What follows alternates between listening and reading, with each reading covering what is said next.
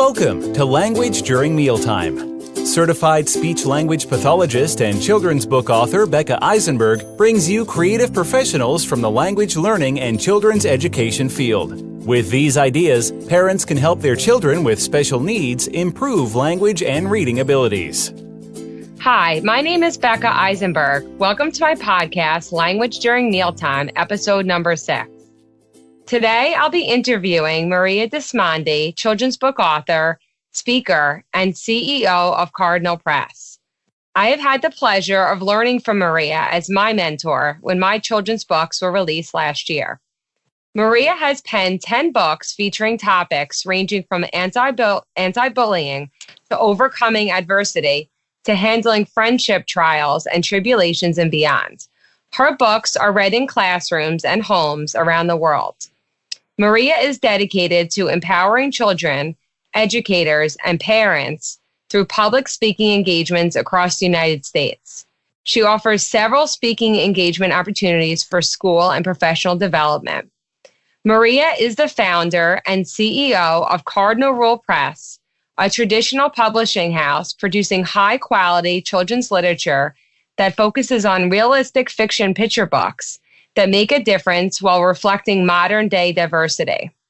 Don't forget to check out Maria's website at mariadismondy.com, which has tons of information about all of her books and also how to get in touch with Maria to be a speaker, as well as like the exciting new Cardinal Press, which she's going to be talking about. So thank you so much for being here, Maria. I have some questions for you. Absolutely. Thanks for having me. So could you tell me about your journey from being a teacher to an author to being the CEO of a publishing company? Yes, for sure. So I was in the classroom, loving everything that I was doing. I taught for just over a decade. I taught first and second grade. And one of the things I was most passionate about was the literacy aspect of teaching, not only teaching children to read, but teaching children to write and the connection between the two. So somewhere throughout my journey as a teacher, I started looking for a book that I could use with my first graders to really help them understand that we're all very unique and different. And that's what makes us special, that's not a bad thing. And as I was looking for books in 2006, which seems so long ago, I could not find books that had real children characters with that theme. I found books with dancing dinosaurs and singing teddy bears. So I decided, well, maybe I'll try writing a book for this topic. And it was published in 2008. That story was called Spaghetti in a Hot Dog Bun. And after I went through the process of publishing the book with a local publisher, I really enjoyed the process. I started doing some speaking at schools, and I started looking at the numbers, and I saw that it was viable to take the risk and resign from teaching and continue to build the writing business.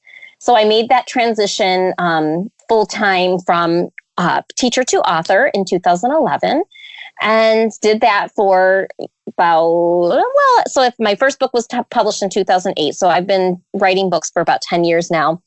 And then just a couple years ago, I guess I can't do something for more than 10 years. Maybe I get bored or something.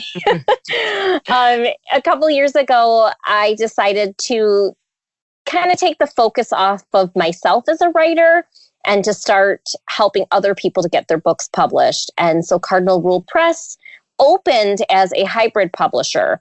And then I decided financially, I could run it as a traditional publishing company where we financially aid all of the projects. And so the last about 2 years, it's been running as a traditional press. So that's where I'm at today. I'm still doing some of my own writing projects, but primarily focused on getting authors over to Cardinal Press and getting their books out into the world. Okay, and how would somebody who is an author or an aspiring author submit their book to Cardinal Press? Yeah, so we actually open at one time throughout the year. And so we have a submission period. It opens in November 1st every year, and then it closes the following year on February 1st. And the reason is we get so many submissions, we just spend time, like my team members, we spend those couple of months going through the manuscripts, taking a look at the guidelines, whether or not individuals followed the submission process. For example, we only publish realistic fiction. So I stuck to my guns and just having books with real kid characters. So we don't have, dancing dinosaurs and singing teddy bears. Mm-hmm. And so we have to go through the submissions and make sure people follow directions. And then we kind of narrow them down and we make our decisions. And then we spend that time between February 1st and November 1st, we spend that time, negotiating contracts with the author and illustrator and getting the book into production. Wow, it's so exciting. And how many books have you published through Cardinal Press? We have published, I've published several of my own books, but with other authors, 3 books. Plus we did a book shepherding project with one of the books, which means we walked the individual through the entire process. They were self-publishing. And so they wanted it to be under their company imprint. So they run a large company across the United States. So 4 books, we've done 4 books. Oh, that's really exciting. So could you tell me about the mission behind your books? Yes, we have a very strong mission. Our books, we want them to have a timeless message. So whether a student or child picks up the book today or they pick it up in 15 years, we want that message to hold true.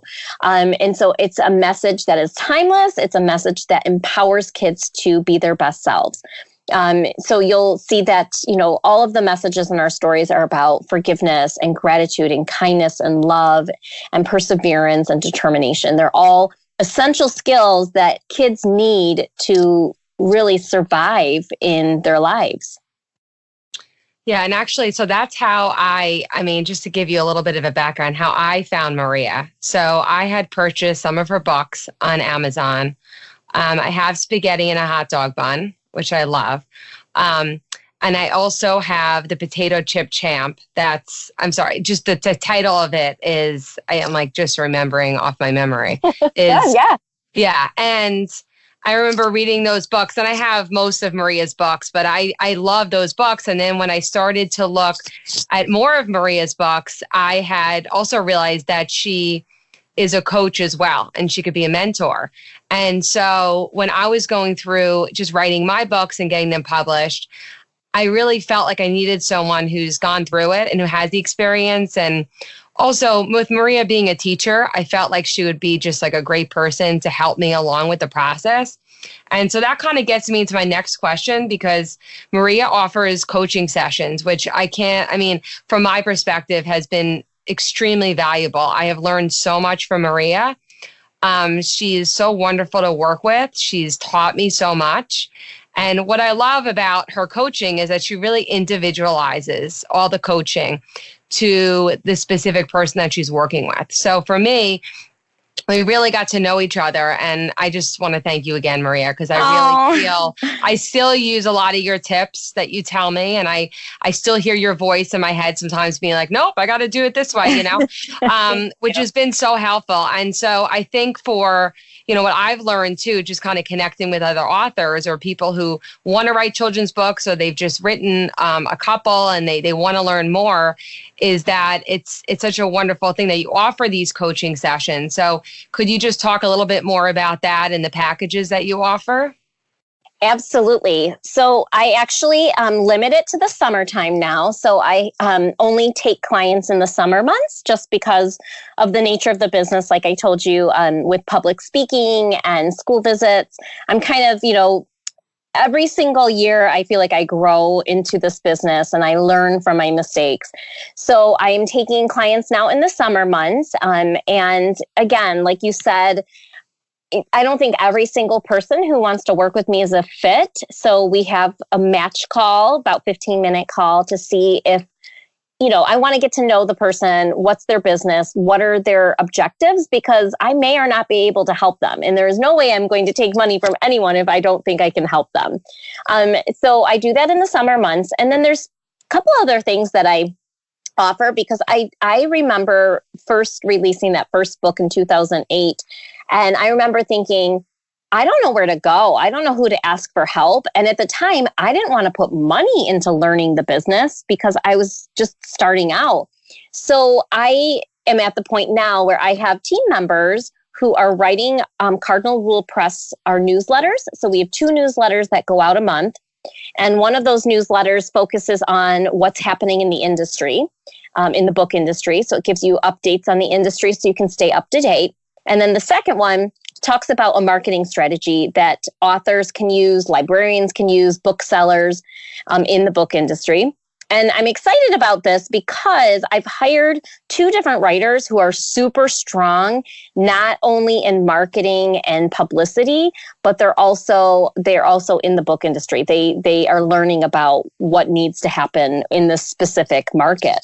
And the other thing that they're doing is they're writing blog posts. So we have 2 blog posts that come out a month. And I know some people say, oh, blogs are, they're not really happening anymore. But it's content that people can actually use that's free from, these 2 ladies that I've hired, they charge quite a bit an hour. And this is them giving advice to individuals. So I'm pretty excited about offering that free content to the people who follow Cardinal Rule Press. And then we're on Instagram, and we're taking our blog post information and we're sharing a small part of that on Instagram because that's how Instagram works right now. People are just sharing small snippets of information. And last but not least, the authors that we sign on with Cardinal Rule Press, they are given a 6-week mentoring package, and it's completely free because the whole philosophy is if the publisher, if my team works with our authors to build their brand, and the authors work on their brand and they do what they need to do, and our distributor does what they need to do, the 3 components, distributor, publisher, author, we make a really strong force. And so if we all do our part, then our books are going to get out into the world. So we spend six weeks training and mentoring our authors and educating them. So I'm real excited about that. We did that last summer, and our authors had really good feedback on that. That's great, because I feel like that's just not the norm. It's not the norm. Yeah, and I think it's great because I think there's just always so much to learn, especially even if you're new to writing children's books, or even if you're not, even if let's say you've been in the industry, but just learning, different strategies. And the other thing about Maria too is that, you have so many different ways that you're getting at information. So, you're having the blogs, which I'm a fan because, I know you're a fan. Many years, yeah. But you also have those video interviews as well, and that's on Facebook Live. So I know you're still doing that, and you have tons of information on there. So I feel like you're getting the information out in so many interesting ways, not just in one way. And I think that's key because so many people learn in different ways. Some people like to read, some people like to listen, some people like to watch. And that's kind of like why I started the podcast, because I felt like although I love writing and it's so fun and it's very relaxing for me, I do love that audio part of it where you're talking to other people. And what's so nice about you is you just have all different ways that you're getting the information out in your mission. So, oh, thank you. Well, and you have to think about it. There's different people out there too. Not only are we speaking to people who may want to write children's books, not only are we speaking to librarians and booksellers who want to purchase them and get them in the hands of parents, but we're also speaking to parents and teachers. So you're talking to many different people. So I appreciate that feedback. It's definitely what we need to do in social media now, is you have to reach out to different people in different ways. Yeah, because people just don't have a lot of time now. And what people are telling me is that they really like to listen to podcasts in the car. Let's say on their way to pick up the kids, they have 20 minutes. They're going to listen to a podcast, or maybe they're taking a walk and they want to listen. So it's just nice to be able to get that information on different ways. And so I guess that leads to my next question is, can you just tell me about your most recently published books and, the titles of them and what they're about? Yeah, absolutely. So we just released Dazzling Travis, which came out April 1st. It's a story about a little boy who has a variety of likes and interests. Not only does he enjoy football and playing sports like basketball, but he also likes ballet and tap and theater. And there are children in the story who disagree that boys should be involved in theater and should be dancing. And so the book is about bullying, and it's about this little boy who is confident in who he is, and he stands up for himself, and other children in the book stand up for him as well. And it's a very timely book right now, because I know, with gender equality and gender identity, there's a lot going on in the whole LGBTQ community about being accepted and the whole concept of tolerance. So we're really excited about this book being out in the market, and it had a good launch. So far, it's written by Hannah Carmona Diaz, and so far she's had a really good couple of weeks. It's been a month, about 6 weeks since the book's been out.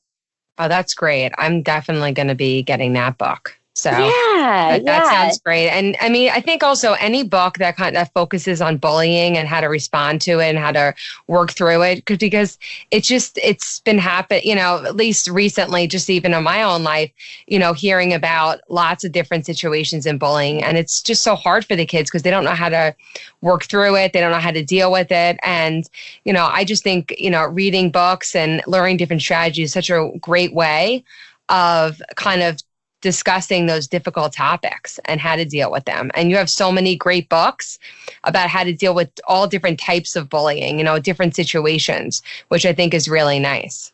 Oh, thank you. Thank you. And, the second book is called Cookie and Milk, and it is about two little girls who are very, very different, like opposites attract. They're different, but they're best friends.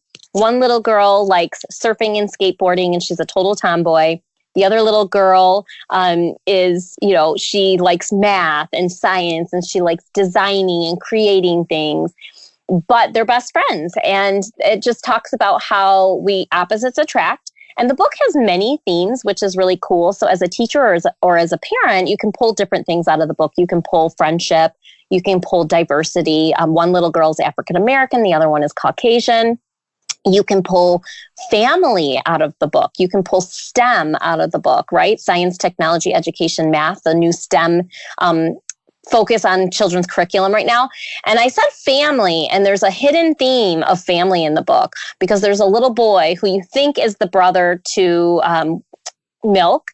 And at the end of the story, there's a huge twist, because he's not just the brother to Milk, but he's also the brother to Cookie. So you find out at the end of the story that they're sisters. So it's a really cool book. And, I read it to my 7-year-old, and she came up to me about 5 minutes after reading it. We didn't talk about the book. And she said, Mom, they're sisters. How are they sisters? Their skin is different colors. And so we had this really great discussion about that. And it doesn't exactly say. So it was like an open-ended discussion about race and color and families. So that book will come out this fall. And the author is Michelle McAvoy. And she's actually signing books in New York City at the Book Expo of America in a couple of weeks. So we're excited. I'm going to be there. I'll meet her. I'll be there. Oh, absolutely. Go meet her and get a free book, because we're giving away 100 free hardcover copies of Cookie and Milk. Oh, so I got to get there early. And all those links will also be in the description on the podcast. So just to, learn about the most recent book that it just came out, and also a link to Maria's website as well. And is there anything else that you want to add before we end? No, I'm just so happy that you're doing this podcast, because I think that, for families listening and for educators listening, books are so powerful, and they can not only teach our children, they can not only soothe our children. There's just so many magical things that books can do. And I think the last thing, when I say many things that books can do, is the last thing is they can bring families together too.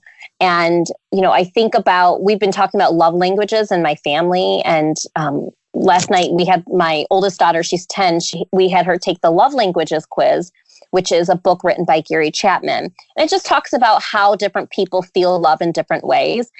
And her and I have the exact love language. And one of the ways that I feel loved is when I'm reading. And when I'm reading with my kids, I feel like they want to be with me. They're snuggling with me. Like, I love when people spend time with me, so.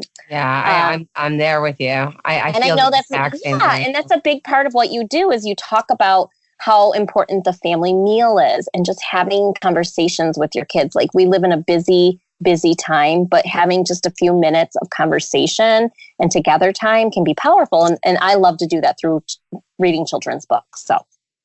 Yeah, I can't agree with you more. I mean, I think it's one of the most valuable times of the day for me is when I'm reading with my kids, and each book just tells a different story. And it's like, and I think even when, that's why I can never give away my children's books at all, like any in my library, in which why I have so many children's books, is because I feel a connection to almost every single book that I have, as well as my kids, because you connect that story with the time together.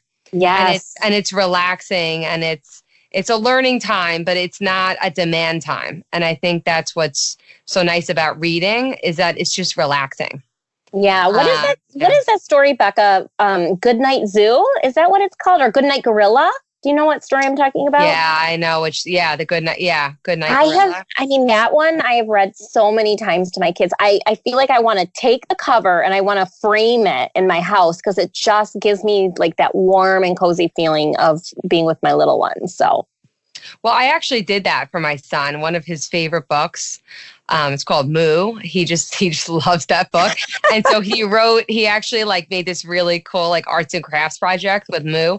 And I took the whole thing and I actually framed it, and it's over his bed. And so it's really nice because every time I look at it, I get like that nice warm feeling of, oh, that's so nice, So books are just so wonderful in so many ways. So, I mean, that's why I think, Maria and I get along so well. We have like this real common, love and passion for literature, for children's literature. So.